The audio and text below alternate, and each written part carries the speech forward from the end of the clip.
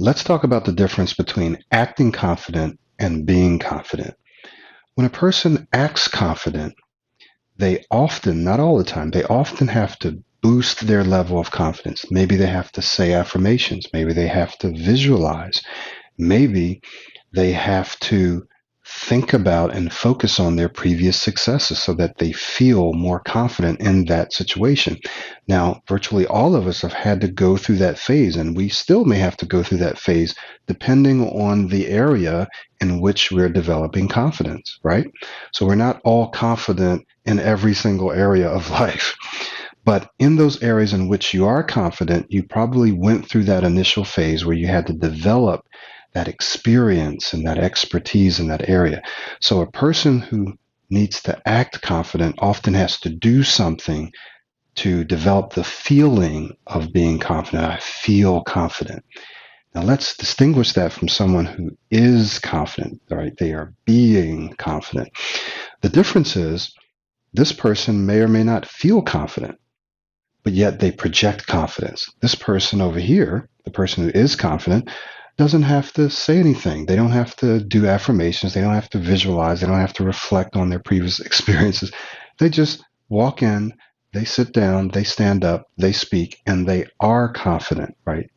They project authority when they speak. Sometimes they don't even have to speak and they project authority.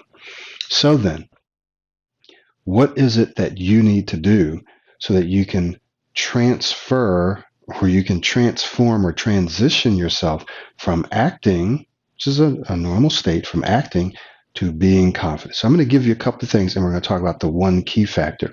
But here's one thing that you can do to transition, right? Is you want to find something that you're passionate about and something that you want to become an expert in, something that you want to develop a broad and deep body of knowledge in, right? So you can't do that for every field. So you got to pick a couple of things, pick one or two things that you really passionate about. You want to develop broad and deep base of knowledge in. And you continue to fill that base, to fill that reservoir of knowledge in that area. So that if someone asks you to speak on it, you can speak on it at the drop of a dime, right? And when you're able to do that, then you know that you're confident. You also want to make sure that you're accurate in what you're saying. So have you ever talked to a person or heard someone who that what they said isn't quite accurate? They weren't really sure of what they were saying. Well, if you know that you're correct, if you know that you're accurate, you project, you feel, you are confident, right? So you want to make sure you're accurate. You want to make sure that you're passionate, and you want to make sure that you have a broad and deep base of knowledge in that area. Now, here's the key factor. The key factor for being confident is your experience.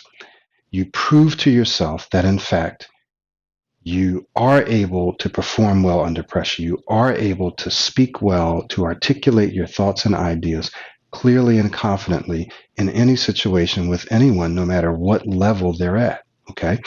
So once you've proven to yourself that you can do this, you will be confident.